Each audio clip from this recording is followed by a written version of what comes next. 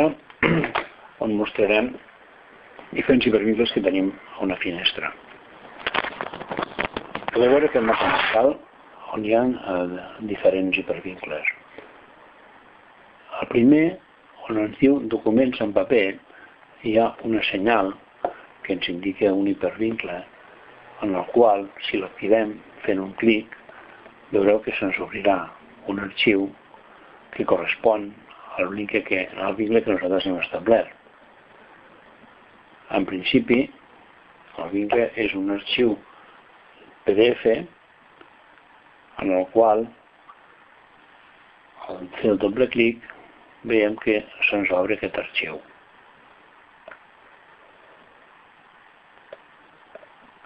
El segon hipervincle, on aquí expliquem impressora virtual, se'ns ha d'obrir la finestra que correspon al navegador del Google,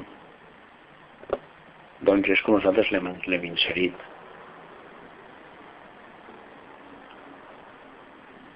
Observeu la finestra del Google. Altres hipervincles que podeu veure aquí són aquests enllaços gràfics, que són hipervincles visuals, senzillament. No tenen cap efecte secundari. L'hipervincle que veiem aquí en el text WordArt, observeu que és una fletxeta d'un color verd petita. Aquest correspon a un vincle dintre d'aquest propi document.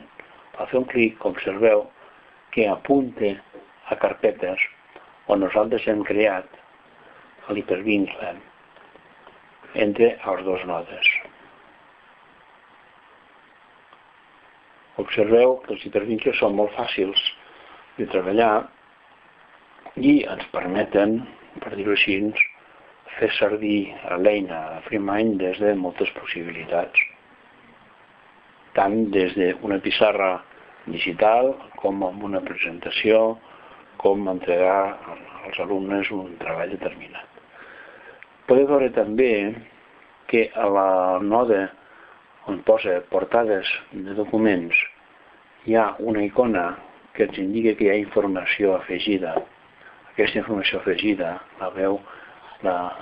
s'introdueix a la finestra inferior, com ja s'ha explicat al document PDF d'aquesta sessió.